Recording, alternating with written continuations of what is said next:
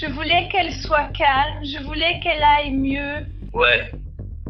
Et donc je n'ai appelé personne parce que je ne voulais pas qu'elle soit contrariée. Je croyais qu'on s'en sortirait et qu'elle serait plus investie.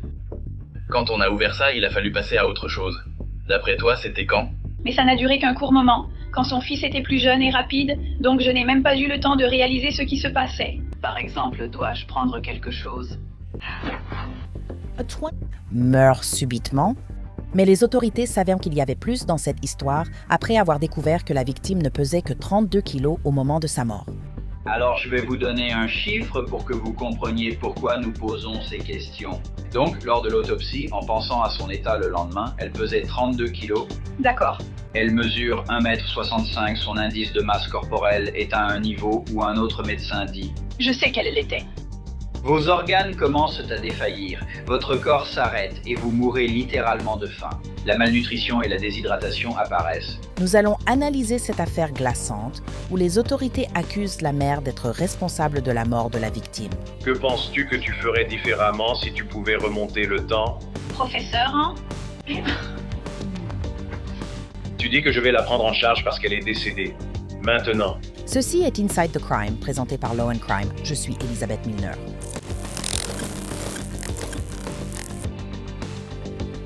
Maintenant, juste pour donner à tout le monde le contexte sur la quantité de poids que la victime a perdu. Le médecin de la victime a noté lors de sa dernière visite qu'elle pesait environ 59 kilos, mais le médecin a également noté que la victime n'avait pas été emmenée à l'hôpital depuis qu'elle avait 17 ans. Tout cela a commencé par un appel au 911. 911, quelle est l'adresse de l'urgence? Que s'est-il passé exactement? Je viens de trouver ma fille à l'intérieur de ses draps. Elle est dans son lit. Tu crois qu'elle est irrécupérable? Elle est au-delà de toute aide? Oui. D'accord, très bien. Je suis vraiment désolée d'entendre ça. Je fais venir de l'aide vers vous tout de suite. D'accord, je suis l'unité. Le magasin est-il au milieu du bâtiment?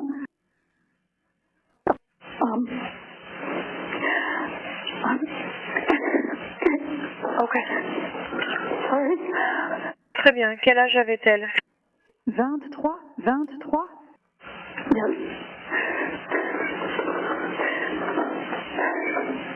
Très bien, je m'occupe de faire venir de l'aide vers vous. D'accord, est-ce qu'elle est réveillée? Non. D'accord, est-ce qu'elle respire? Non.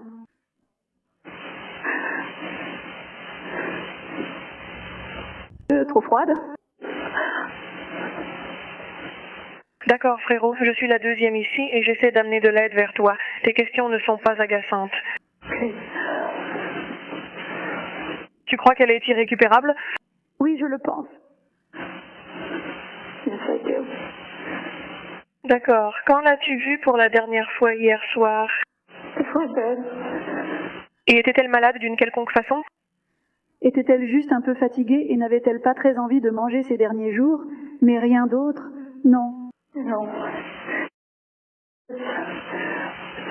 Ils ne vous disent pas toujours ce qu'ils savent. Ok.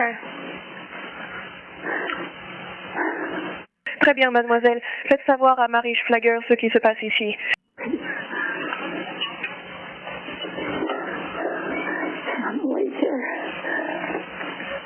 Quelqu'un d'autre est-il présent avec vous? Non. Non, d'accord, j'envoie quelqu'un pour vous aider. Veuillez tout laisser en l'état pendant que vous résolvez la situation. Y a-t-il quelque chose que nous puissions faire pour vous? Non, merci. Très bien, nous serons là sous peu. D'accord. Voulez-vous que quelqu'un veille sur vous? Non, maman. D'accord. Quelle porte doivent-ils prendre à leur arrivée? La porte d'entrée envoie une visite. Mon esprit est au milieu du film. Appel passé le 4 janvier 2023. Les détectives du comté de Waukesha, Wisconsin, identifient la plante comme Amy Laskowitz, d'après les documents du tribunal. Les secours ont confirmé que Cora Laskowitz, 23 ans, ne pouvait plus être soignée, comme l'avait dit Amy au téléphone, selon les documents du tribunal. Les secours ont confirmé qu'Amy avait raison. Sa fille Cora Laskowitz, 23 ans, ne pouvait plus être secourue. Les adjoints ont retrouvé Cora, qui était allongée sur le dos, dans une chambre à l'étage de leur appartement.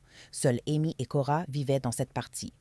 Ils ont également appris qu'Amy était la seule aidante et tutrice de Cora, car Cora avait été diagnostiquée avec un autisme sévère. Les adjoints semblaient être choqués par l'apparence de Cora. Ils ont noté. Elle était extrêmement maigre. Ses yeux étaient enfoncés, tout comme ses joues. Amy a dit aux adjoints qu'elle ne travaillait pas alors car elle devait garder sa fille à plein temps. Amy a également confié aux détectives, puis aux adjoints, qu'il y avait autre chose, ce qui l'avait aussi choquée.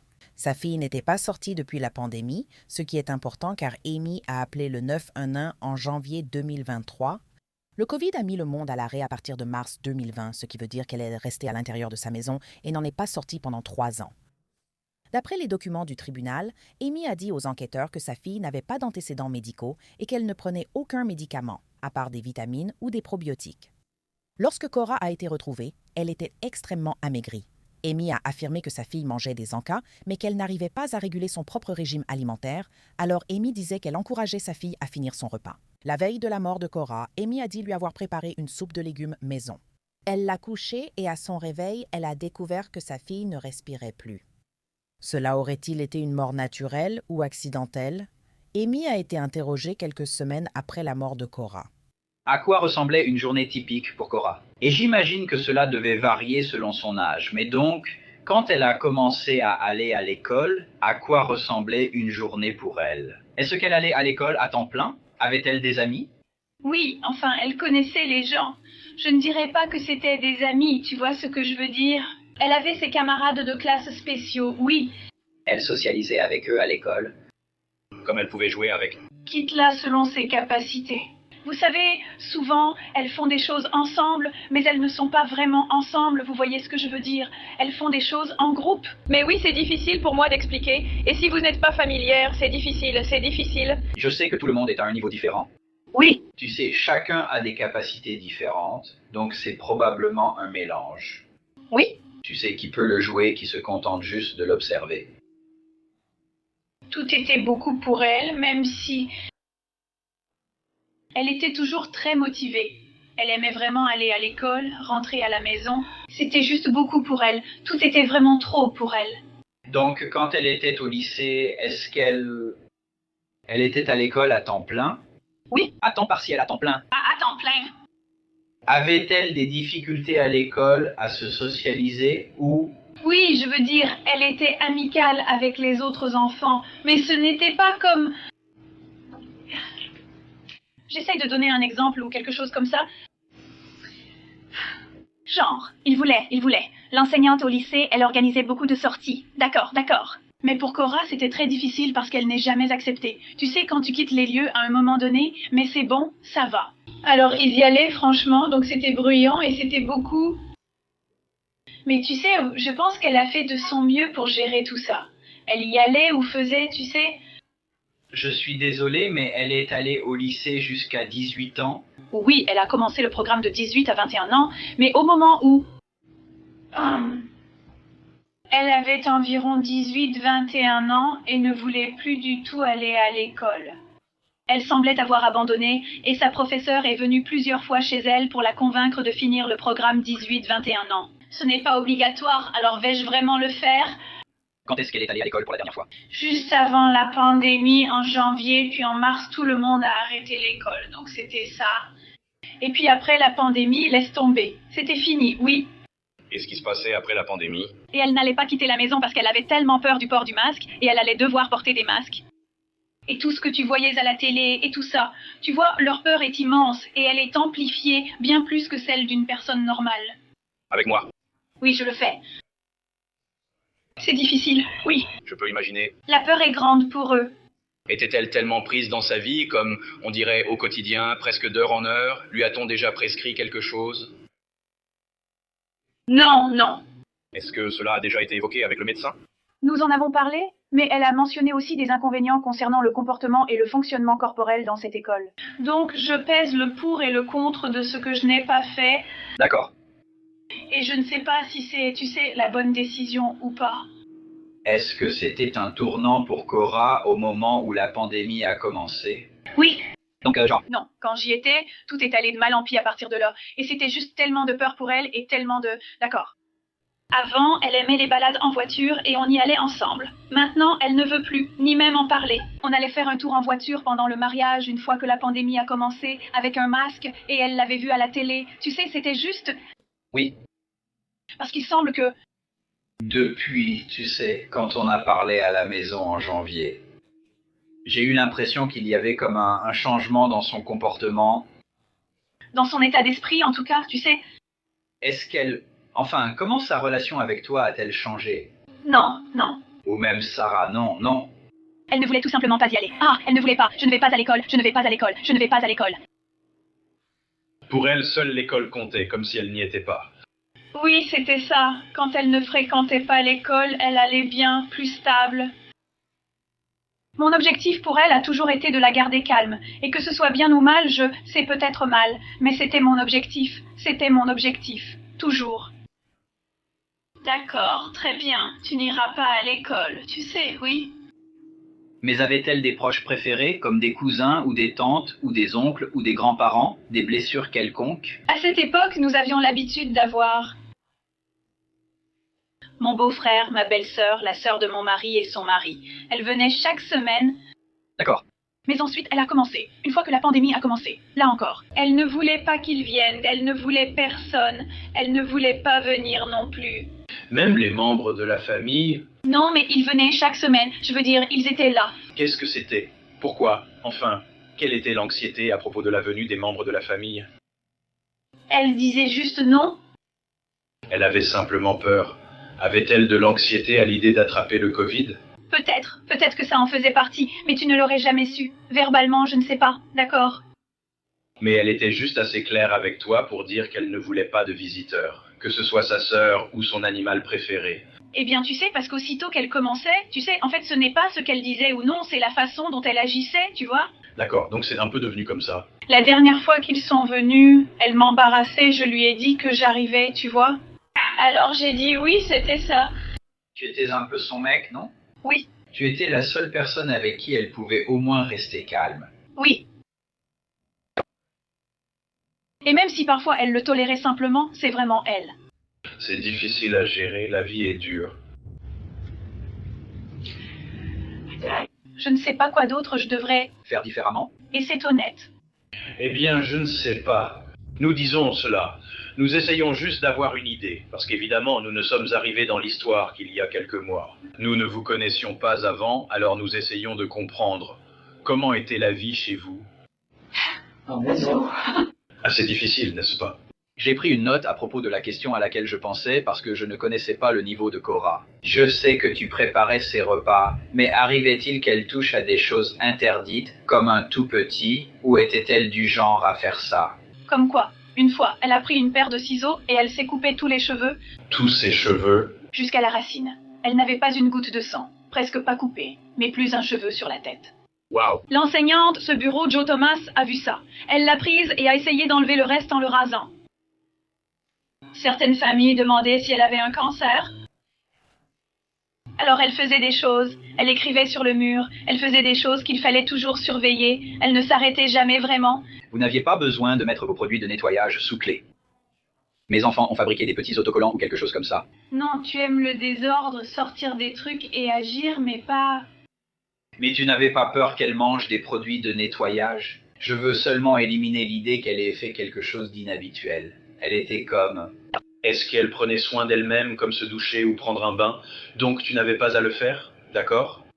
C'était toujours quelque chose qu'elle n'aimait pas faire, donc ce serait très difficile. Oui. Pas comme une lutte physique? Non, mais tu devais dire d'accord, oui. C'était un peu quotidien? Pour le bain? J'ai essayé, mais le lavage des cheveux a toujours été un problème. Je pouvais parfois la baigner, mais parfois elle paniquait. Si je commençais même à toucher aux cheveux, parfois je faisais juste regarder les cheveux, mais d'autres fois j'y arrivais. Ça dépendait un peu du jour? Ça dépendait un peu de sa journée? Oui. Mais le bain, c'était tous les jours? Le lavage des cheveux, c'était quand je pouvais laver les cheveux. Elle avait le syndrome de Down. Je ne sais pas, c'est comme de l'eau dans ses yeux ou quelque chose comme ça. Mais elle s'habillait toute seule. Ou... Je veux dire, dans une certaine mesure. Oui, mais je lui apporte. Et Tu sais, en gros, si elle ne faisait rien, moi non plus, tu vois ce que je veux dire? Elle ne s'habillerait jamais, tu sais, elle n'aurait jamais rien fait, n'est-ce pas? Donc si elle avait besoin d'être lavée de vêtements ou de déjeuner, tout devait passer par toi. Oui. l'autopsie de Cora révélerait bien plus. Nous le savons déjà. Lorsque les adjoints ont vu le corps de Cora pour la première fois, elle était extrêmement maigre, a écrit le médecin légiste dans son rapport. Les hanches de Cora étaient saillantes, ses côtes et son sternum visibles sous la peau. Les yeux de Cora étaient enfoncés et, comme l'ont noté les détectives.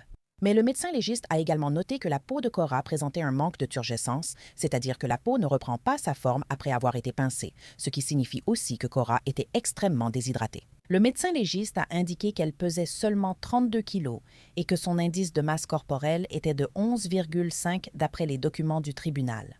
Tout ce qui est inférieur à 18,5 est considéré comme une insuffisance pondérale. Quand vous regardez Cora perdre du poids et ne pas manger, est-ce que vous... Je veux dire, 50 kilos, c'est ce que vous aviez estimé en juin, vous savez, à peu près combien? Je ne sais pas. D'accord. Je comprends. C'était vraiment le signal d'alarme pour moi. Je voyais mon poids baisser et je me disais, d'accord. J'ai perdu mes cheveux. Je te jure, j'ai presque tout donné, tout ce que je pouvais. Tu vois, on était à la maison, donc il y avait à manger. Vraiment, j'essaie parfois quand elle se cache. Je lui dis, non, tu sais, j'ai dit... Et j'ai dit, je me souviens juste de ma propre mémoire, la cuisine, et j'en ai juste pris note, mentalement. J'ai vu beaucoup d'eau de montagne glacée, donc je sais qu'il y a de la nourriture et de l'eau potable dans la maison, non? Tu achètes les grandes bouteilles d'Ice Mountain, un gallon ou un litre, peu importe, c'est gros. Donc elle n'a pas beaucoup mangé, l'eau. Donc comme mes propres enfants, s'ils ont des problèmes digestifs ou s'ils semblent en avoir, on leur donne toujours leur petite bouteille d'eau et on insiste pour qu'ils boivent. Avait-elle une bouteille d'eau qu'elle aimait garder avec elle, ou pas du tout? J'insistais auprès d'elle. Mais qu'est-ce que tu veux dire, tu insistais auprès d'elle? Pour boire alors qu'elle ne voulait pas, elle n'avait rien sur elle, non? Voilà, d'accord. Donc tu devais être proactif. Oui. Elle n'allait pas dans la cuisine pour se servir un verre d'eau toute seule parce qu'elle n'en voulait pas. Elle la nourrissait simplement depuis l'enfance. Il n'y avait pas de nourriture ou de boisson comme thérapie, et avant, c'était du genre « Oh, ça a l'air mignon, tu lui donnes quelque chose comme une récompense, de la nourriture à la fin de la phrase. » Jamais, cela n'a jamais été une motivation pour elle. Rien, elle n'a jamais rien eu, elle n'a jamais aimé ça, jamais, tu sais, rien, jamais, rien n'a marché, jamais rien. En grandissant avec la thérapie à domicile et en consultant le Dr Brown, spécialiste du domaine, t'ont-ils déjà donné des conseils ou stratégies pour la nourriture? Oui. As-tu cherché ailleurs des avis sur la façon de... Les stratégies qu'ils t'ont données? Sur la façon de la faire manger? Oui. Eh bien, tout d'abord, j'ai essayé de tout préparer moi-même. Les vitamines ont toujours été essentielles car elle ne reçoit pas assez avec son alimentation, donc je lui en ai toujours donné.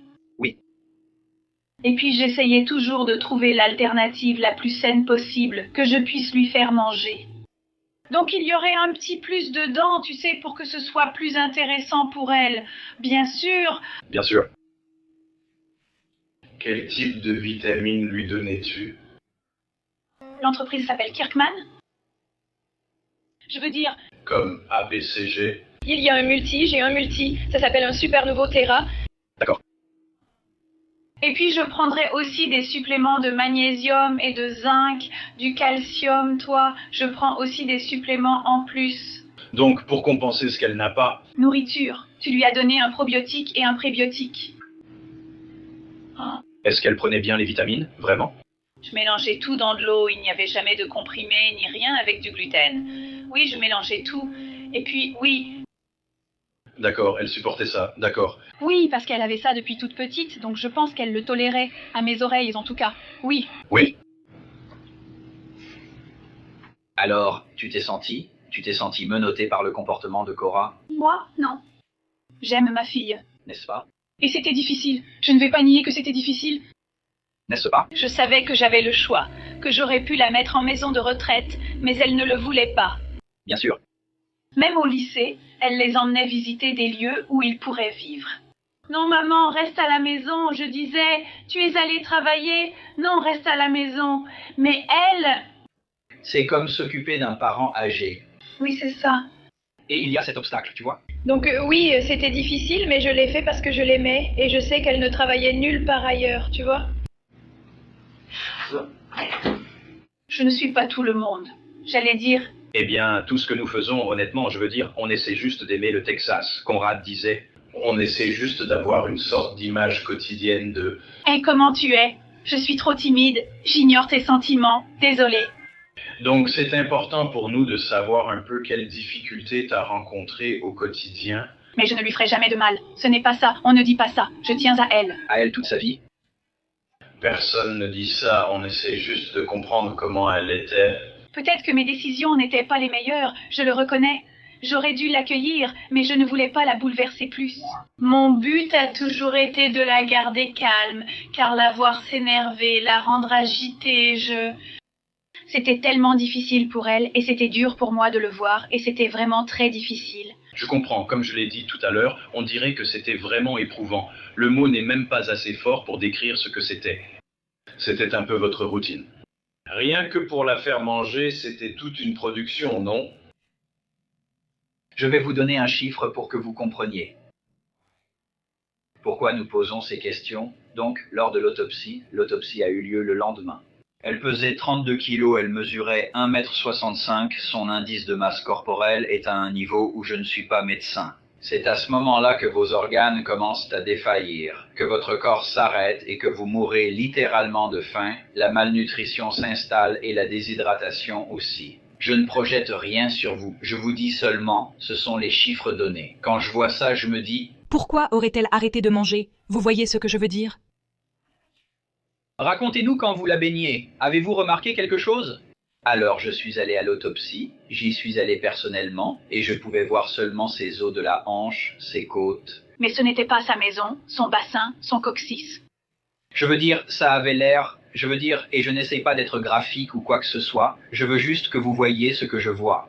C'était au point où personne ne pouvait être plus maigre qu'elle tout en restant en vie. Il n'y avait plus rien à perdre. Et je suis sûr que vous pensez, avec le recul. Oui, c'est facile de juger après coup, j'ai l'avantage du recul, non? Je regarde en arrière ce qui s'est passé. Je n'étais pas là pour t'aider. Quand elle mangeait plus, son ventre était plus gonflé, donc elle paraissait moins maigre. Mais ensuite, ces derniers jours, vraiment les 2 derniers jours, je me disais qu'elle ne mangeait pas avec moi, et puis son ventre ne se gonflait plus non plus. C'est ça. Eh bien, Mes ballonnements la faisaient toujours paraître beaucoup plus grosse. oui, j'imagine que c'est le ventre, non? Mais tu sais, je veux dire, il y a quand même une différence, non? Entre, disons, 50 et 32 kilos, non? Peut-être que j'ai eu tort de mettre ça, le docteur. Ouais, je ne sais pas. Mais tu la surveilles pour le bain et tout ça. Et elle maigrissait, oui. Elle devenait plus maigre, tu pouvais le voir. Oui, encore une fois. Comme je l'ai dit, avec le recul, c'est facile à voir. Je sais que tu penses qu'il y avait d'autres choses qui auraient pu être faites. Ouais. Car à ce moment, tu sais, si c'est vital. Franchement, ça m'est égal si tu ne veux pas y aller. On y va, tu sais. Si on doit te sédater ou t'attacher sur une chaise avec des sangles et t'emmener à l'hôpital pour une sonde d'alimentation ou quelque chose comme ça, juste pour faire avancer les choses. Parce que, tu sais, la santé intestinale, quelque chose que tu faisais avec des probiotiques, il faut le faire. Ça prend du temps. Tu ne peux pas juste donner de la nourriture à quelqu'un. Et puis tout va soudainement mieux. N'est-ce pas? Mais je la nourrissais bien, presque tout le temps. Alors pourquoi? Pourquoi son état se dégraderait-il? Tu vois ce que je veux dire? Eh bien... Il aurait pu y avoir, s'il y avait un problème de santé qui faisait que son corps rejetait la nourriture ou l'eau, un problème de thyroïde. Je ne sais pas, ça c'est au médecin de le déterminer, mais il pourrait se passer quelque chose avec Cora. C'est indépendant de la nourriture que tu lui donnes, ce n'est pas ça qui l'empêche de manger. Mais cela crée tout de même une urgence médicale qui nécessite une intervention. Tu sais, la solution à sa perte de poids n'est pas forcément de la forcer à manger de plus en plus. Elle doit consulter un médecin pour comprendre que lui donner plus à manger ne suffit pas. Qu'est-ce qu'on peut faire d'autre ou quelles interventions l'hôpital ou un médecin peuvent-ils proposer pour l'aider à retrouver la bonne voie? Je sais que tu y penses encore. Je n'essaie pas de te faire croire que j'ai mal agi. Eh bien... Au téléphone, t'as mal parlé et ça m'a fait réfléchir à cette question. Tu sais, je ne pourrais pas pointer une seule chose qui ne va pas, mais toute la situation en général. Non, juste faux, et de toute façon, je me reproche tout ça. Elle est décédée à 23 ans. Je me dis que ce n'est pas normal, mais on cherche à comprendre pourquoi, sans trouver une seule raison. Il n'y avait rien de particulier qui n'allait pas. On voulait juste comprendre ce qui s'était passé et pourquoi. Selon les documents du tribunal, les détectives ont contacté le médecin de Cora. Le médecin a indiqué que la dernière visite de Cora chez eux datait du 3 juillet 2017, alors qu'elle avait 17 ans. Les dossiers indiquaient qu'à sa dernière visite, Cora avait bon appétit, comme l'an passé. Elle avait un poids enregistré de 61 kilos. et un indice de masse corporelle de 22,12. Vous imaginez donc la préoccupation du médecin en découvrant le poids de Cora à son décès. Nous cherchons juste à savoir comment vous avez réfléchi cette semaine. Je voulais qu'elle soit calme. Je voulais qu'elle aille mieux. Oui. Et donc, je n'ai appelé personne parce que je ne voulais pas qu'elle soit contrariée. Je croyais qu'on s'en sortirait et qu'elle ne naîtrait pas. Quand pensais-tu devoir tourner la page? Quand croyais-tu que cela arriverait? Mais ce n'était qu'une courte période où son ventre était encore plus petit que ça. Je n'ai même pas eu le temps de réaliser. Devrais-je prendre un... argument? Ouais, je veux dire, on peut, et si ça, tu sais, on peut, et si ça toute la journée. Je l'ai déjà fait 1000 fois, j'en suis sûre. Parce que je pense, tu sais, comme ça, décembre. Si elle était allée au centre de soins d'urgence, ils auraient sûrement appelé une ambulance pour l'envoyer en soins intensifs. C'est un liquide forcé, mais ils doutaient. Ils auraient dit, oh mon Dieu, il faut s'en occuper. On ne peut pas changer ça vite, n'est-ce pas? J'aurais aimé qu'elle voie un médecin directement. Et je comprends pourquoi la télémédecine était attrayante. Je comprends les raisons. Je sais. Qu'en penses-tu si tu pouvais, Amy? Si tu pouvais remonter le temps, qu'est-ce que tu ferais différemment? Fais-la entrer. Tu vois ça? La prendre chez toi parce qu'elle est décédée maintenant? Ou tu regardes simplement la situation dans son ensemble? Tu penses que tu aurais dû la prendre chez toi? Devais-je la prendre chez moi? Je l'ai essayé. Mon état d'esprit, c'était que je ne voulais pas, c'est tout. J'ai toujours été à contre-courant, évidemment, personne. Je savais qu'elle mourrait, je vais la prendre chez moi. Je comprends, moi. C'est juste qu'on a un peu déjà parlé de ça. Tu as aussi dit y avoir pensé 1 million de fois depuis, oui. J'aurais dû la prendre avec moi. Voilà le truc. Amy n'a pas été arrêtée ni inculpée après cet interrogatoire avec la police. Elle était libre de partir, mais les détectives ont fait leur travail en approfondissant l'enquête. Ils ont contacté l'école de Cora, qui a confirmé son inscription au programme 18 à 21 ans pour élèves en situation de handicap. Les enquêteurs ont découvert que Cora avait cessé de fréquenter l'école en décembre 2019 avant la pandémie, comme l'avait dit Amy à la police. Les responsables ont précisé qu'aucun justificatif médical n'avait été fourni pour son absence. Ils ont noté que Cora avait bon appétit et finissait ses repas à l'école. Parfois, le personnel partageait aussi sa nourriture avec elle.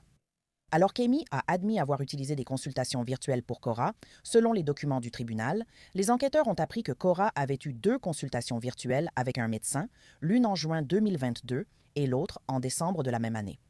Mais Amy n'a pas mentionné ces consultations aux enquêteurs.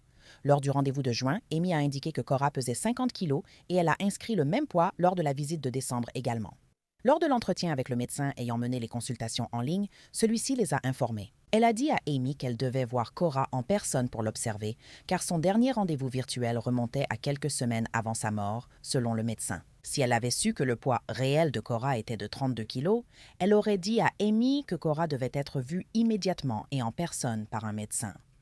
Selon les documents du tribunal, lorsque Cora est apparue lors de la visite virtuelle, elle portait des vêtements amples et n'a été vue en vidéo que pendant un court instant. Parce qu'Amy parlait toujours à sa place, Amy a donc été ramenée pour un nouvel interrogatoire quelques semaines après son premier entretien, sauf que cette fois, elle était menottée. D'accord, donc évidemment tu es ici, en garde à vue. On voulait, en quelque sorte. Je sais qu'on a parlé de tout ça plusieurs fois et qu'on a déjà tout passé en revue. Je ne vais citer personne sans avocat. Je sais juste... D'accord. Parfait. Je vais simplement noter cela sur ce formulaire, alors, et ensuite nous verrons si le docteur... Shield va arriver sous peu. Non, elle arrive à 10h, il est 9h50. Je te jure, viens. Dois-je appeler quelqu'un? Un avocat? Dois-je aussi jurer? Donc tu iras à la prison, puis tu passeras devant un juge. Peut-être dès cet après-midi, ou un commissaire, et ils vont désigner. Le commissaire fixera une caution. Cela peut être une signature, de l'argent ou une combinaison de plusieurs éléments. Il y aura un avocat qu'on appelle un ami du tribunal qui vous aidera au moins à traverser cette première procédure. Et ensuite, c'est à vous de vous préparer pour obtenir, D'accord, donc je n'ai pas besoin que quelqu'un soit nommé tout de suite pour... Votre attitude à la première audience? Oui. Accusé de meurtre. Non, non. Alors, tu sais, les plaintes portent sur l'exposition imprudente d'une personne à un risque de maltraitance ayant causé la mort. Certains sont accusés de maltraitance ayant causé des sévices. Oui, ce qui a entraîné la mort. Donc oui. Voilà l'origine. Nous en avons parlé et le Dr Shield en dira plus. Beaucoup de choses. Le roi de la maison s'appelle Dotari. Elle est, quel est le titre? Elle est comme une enquêtrice, elle a été médecin-chef sur ceci. Elle n'est donc pas médecin. Docteur Bouclier est l'un des deux médecins. Elle fait partie des médecins qui pratiquent l'autopsie et je crois qu'elle signe le certificat de décès. Et c'était le cas du docteur Bouclier. Elle a été chargée d'enquêter, de faire ses analyses et d'accomplir ses devoirs, puis finalement de vous faire un rapport en tant que plus proche parent sur ses conclusions. Elle ne devrait donc plus tarder à arriver. Nous la contacterons ensuite et lui demanderons de venir pour qu'elle puisse s'occuper de sa part. Ensuite, nous vous emmènerons à la prison et vous conduirons aux toilettes à un moment. Avez-vous des questions à nous poser? Je ne peux pas vous poser de questions à ce sujet, mais je peux répondre du mieux que je peux. Vous avez besoin d'un chargeur comme « Est-ce que vous pouvez laisser mon chargeur ici? Est-ce qu'ils doivent venir utiliser leur propre chargeur ?» N'importe qui peut être là. N'importe qui peut être là. Ouais. Oui, ou utiliser le leur. Tu sais combien ça va coûter cher? Ce sera au commissaire de décider du montant de ta caution initiale. C'est là qu'ils discutent de choses comme « Est-ce que la personne a des antécédents criminels? Quelle est la nature de l'accusation? Quels sont ses liens ?»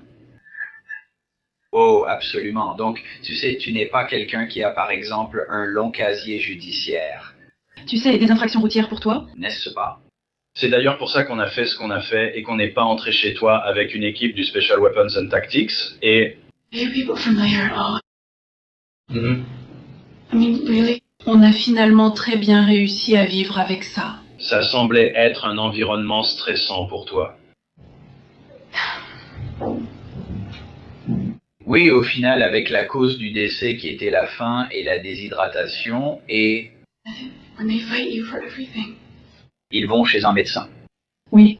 Et elle ne l'a pas fait pendant 6 ans, donc...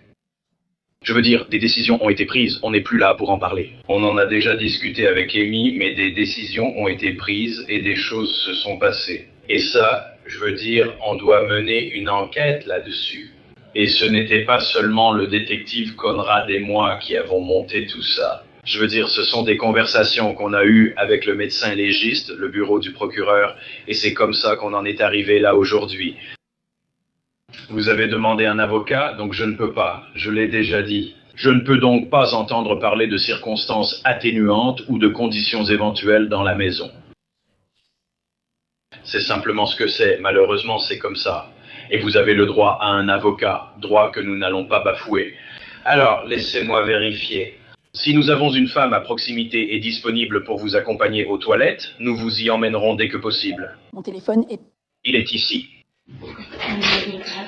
Ça va prendre un moment. Les documents du tribunal indiquent que la médecin légiste n'a relevé aucune preuve de malignité ou d'infection expliquant la déshydratation ou la malnutrition de Cora lors de l'autopsie. Cora est décédée de déshydratation et malnutrition. Son décès a été jugé homicide. Selon les procureurs, Amy n'a pas apporté à sa fille une hydratation et une nutrition suffisantes. Amy a été inculpée d'un chef d'accusation pour avoir, de manière imprudente, soumis une personne vulnérable à des mauvais traitements dans des circonstances ayant entraîné la mort.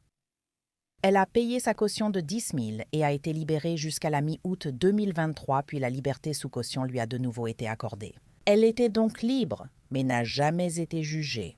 En janvier, elle a plaidé coupable selon la formule Alford, tout en maintenant son innocence. Mais elle admet que les preuves de l'État pourraient convaincre un juge ou un jury de la déclarer coupable au-delà de tout doute raisonnable. Les droits auxquels vous renoncez sont alors votre droit d'avoir un procès. Le procès pourrait avoir lieu devant un juge ou un jury de 12 personnes devant statuer à l'unanimité. En cas de culpabilité, vous renoncez aussi à garder le silence et à ce que cela ne soit pas retenu contre vous. Vous renoncez à votre droit de témoigner à un procès et de présenter des preuves. Vous renoncez à demander des assignations obligeant quelqu'un à venir au tribunal pour vous. Vous renoncez à confronter, contre-interroger ou contester les témoins de l'État, ainsi qu'à exiger que l'État prouve votre culpabilité, au-delà de tout doute raisonnable. Vous comprenez tous ces droits? Oui. Et vous y renoncez? Oui. L'accusation est que vous avez commis le ou vers le 4 janvier 2023 à Pewaukee, comté de Waukesha, Wisconsin, que vous avez de manière imprudente mis en danger un individu à risque, la victime, à des mauvais traitements dans des circonstances ayant entraîné la mort de cette personne en violation de la loi du Wisconsin. Vous comprenez? C'est l'accusation. Oui, je comprends. Et quelle est votre plaidoirie? Je plaide la clause Alfred. Vous plaidez donc coupable dans l'affaire Alfred. D'accord, je prends la clause Alfred. Très bien. Je ne dis pas ça correctement. Je plaide coupable selon la norme Alfred. Je plaide coupable selon Alfred. Très bien, merci. Je vais accepter cela. J'accepte le plaidoyer de culpabilité Alfred, conformément à la demande.